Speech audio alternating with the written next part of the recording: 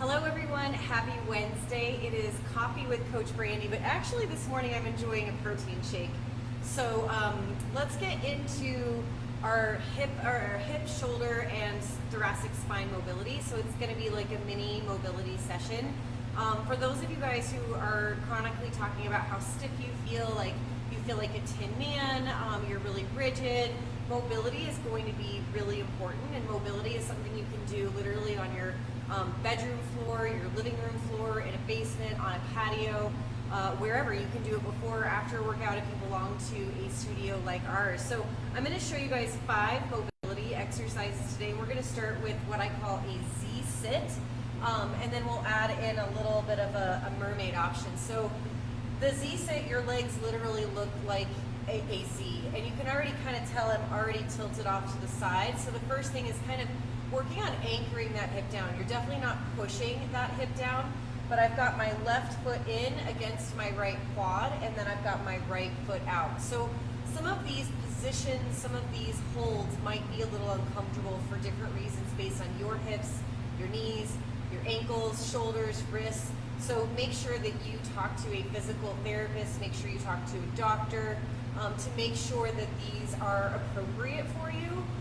And always listen to your body. You might find today that one of these particular mobility exercises is definitely a thumbs up, something that feels good, you want to do, and you might feel like a couple of these are just a no-go for you. So again, consult a physical therapist to make sure it is right for you. So in this position, I'm just working on giving it a few moments to relax the hip down. I guess I'm not forcing it down. So in this position, we are on a mat so that I've got cushion on my kneecaps forward. So this is kind of phase 1. It's just working on opening the right hip here as well as the left, and then working on keeping kind of the spine straight up, so I'm also not kind of sagging or going off to one side, which kind of feels a little bit uncomfortable, and that's where you have to understand more about your body, like pain versus discomfort, and really always use your breath. So this is phase 1, and so from here I'm going to back up just a little bit on this mat to kind of up level for some hip mobility. Is I'm going to use a little bit of arm here to pull myself up onto my knees, and I'm going to push my hips forward, extending through the hip flexors, engaging through the glutes, and then I'm going to slowly come right back down onto both hips. Now these are something that I work on pretty much like 3 to 4 times a week, and it is a slow progression to come down to both hips evenly and not to come into my left hip. So it's bringing yourself up, a little squeeze the glutes, push the hips forward, shoulders back, chest up, and then slowly lower down. So I'll typically do like 5 to 8 reps on each side, just depending on how I'm feeling that day, what type of time I have, and then it's just switching it out here as well. So phase 1 on the other side, now I've got my right foot inside of my left quad, my left foot is fully flat to the side. Again, I'm just letting this other hip kind of settle down without forcing it, pushing it. This side feels a lot better for me. The other side is really pretty tight and restricted. So just spending a few rounds of breath here, inhaling through the nose, exhaling through the mouth. Let yourself settle in. Make sure you've got some cushion, so I'm actually going to squeeze back just a second here. And then I'm going to lift up, push the hips forward, and then slowly come down. And I have a lot more control on this side. And I'm just working on moving this mobility nice and slow, coming up and coming down. And you would want to do the same amount of reps on one side that you do the other. So start small. And even if you stay in phase 1, just working on that, this is really good. So really quick, if you find that that is a challenging position to be in, if you take your feet out wide, you can kind of roll your knees over right and left. And this is also another really good mobility exercise to kind of shift through to prepare yourself a little bit more for that Z-sit. And you're just windshield wipering, and you're really working that full hip articulation to help you. Now, I have a very tight thoracic spine, so one of the things that I practice in this Z-sit formation is extending my arms out and kind of doing this side to side lateral flexion from right to left. But what I am working on is still continuing to anchor my hips down and not to compress, totally compress on one side or the other. It's just working on coming down really slow, arching over a beach ball, and then coming back up to center, arching over a beach ball, and just working some mobility through my thoracic spine to create a little bit more space. And naturally, of course, you've got to switch that out.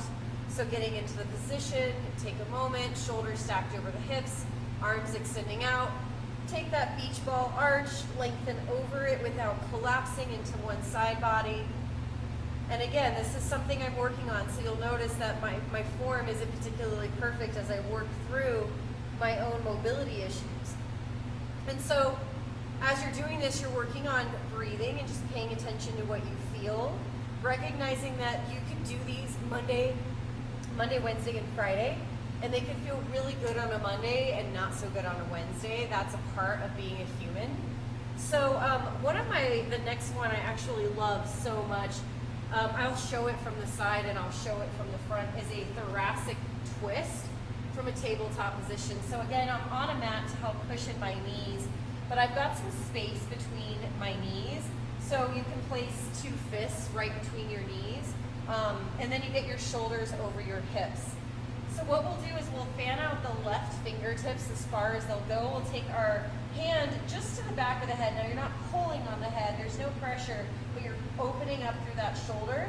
And when you come down, you bring the elbow towards the thumb and then bring up and open up the chest. What we do want to do here is focus on the breath, and I'm going to show the opposite hand so you can see what that looks like. So you'll exhale and come down. Inhale and open up. Exhale, come down. Inhale and open up. So from the front, let me switch my mat. Again, you've got your 2 fists between your knees, so there's space. Personal preference if you want the toes tucked or if you'd like to have them flat. Fan out your fingertips nice and wide so you've got a solid base. Take the hand just right behind the ear, no pressure. Come down and come up. Now, when you come up, that's where things get a little bit sticky, and you don't want your hips to tilt to buy you more space to open up.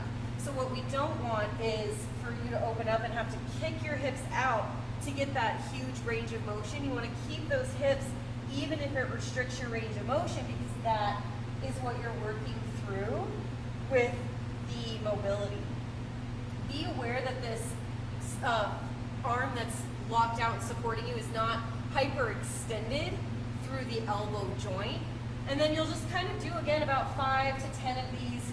Exhale down, inhale up, exhale down, inhale up. And so do 5 to 10 on each side, give everything a little shake, maybe even do a little bit of a cat-cow, which is its own little mobility exercise. And that should feel really good. I always feel a great difference when I do those, especially because of the link of the breath with the movement.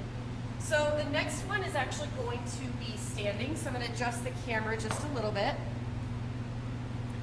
So with this is hamstring scoops. And so you can do this stationary, you can do it walking. Just so I see on the camera, I'm going to show it stationary. So you'll notice I just have my socks on. I'm going to kick my heel to the floor, and I'm going to push my hips back. Notice that my chest is open, my back is flat. I'm going to reach my fingertips like I'm scooping something up off the floor. I'm going to reach all the way up and come to standing, lower my hands, and then switch. Scoop, like you're reaching up like a big ball or a wave type motion, and bring it up. The biggest thing here is you don't want to round. So it's common here to kind of round and collapse, and that is not the right back position. So you want to have your gaze almost outward. You don't want it looking straight out, because notice how that really pulls on the back of my neck. So you want that nice neutral neck, but a flat back.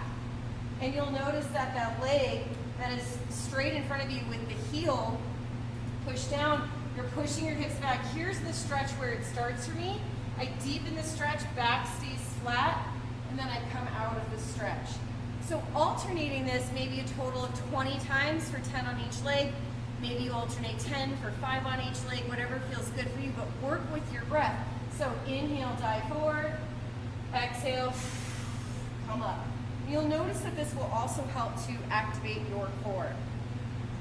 Moving on to our next mobility exercise, I'm going to utilize my mat, have it lengthwise in front of me. This is an inchworm to an up dog. And so those of you with wrist and shoulder considerations, again, make sure you talk to a physical therapist to see if this is appropriate for you. With an inchworm, first we lengthen, bring the arms up, and then we come down and we're going to fold forward, walk the hands forward, getting your shoulders over your wrists, and then lowering your hips and opening up the chest. Tuck the toes, lift the hips up, walk it back, roll slowly up, get really tall at the top. Let's do that once more. Bring the hands down, take a forward fold, look forward, walk forward, one handprint at a time, nice and slow. You feel that stretch through the back of your legs. Plank with your shoulders over your wrists, lower your hips, untuck your toes, press into your palms, lift your quads, and then tuck your toes, hug in through the belly button, walk it one hand at a time, all the way back, and roll up. Now one more addition I want to show you, kind of like I did with the Z-sits, one more option in this inchworm to up dog is to also transition into a child's pose. Really good shoulder mobility, again, really good hip mobility, so bring it up, get tall, take the forward fold, walk it forward, plank to upward facing dog. Now, here's where you're going to keep space between the knees.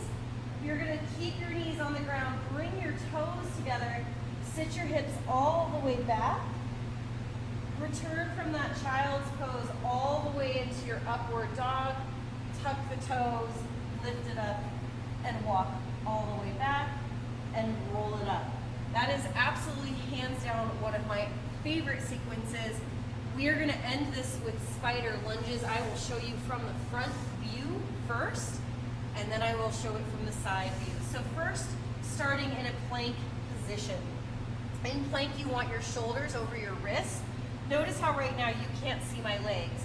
A spider lunge has you stepping that right foot forward outside of the right hand. In a second, I'll spin sideways so you can see. You want to let your hips stay off the floor, but you're kind of letting them drop down to the floor energetically to create that nice stretch. And then you'll step back, keep your shoulders over your wrists, and bring that other left leg forward. That one's a little trickier for me to get as far forward as my right. So let me go ahead and switch this to a side view where you'll get a bigger view of this. So first of all, make sure that you've got a really good plank. So if you're working on strengthening your plank, that's going to be a great place to start.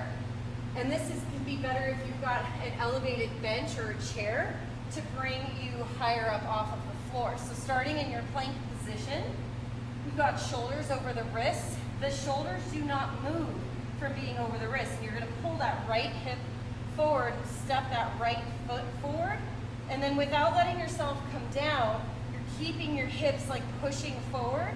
If you absolutely need to, you can come to that back left knee, but you're keeping that heart lifted so you're not rounding, and you're allowing your hips to push forward to the front edge of your mat.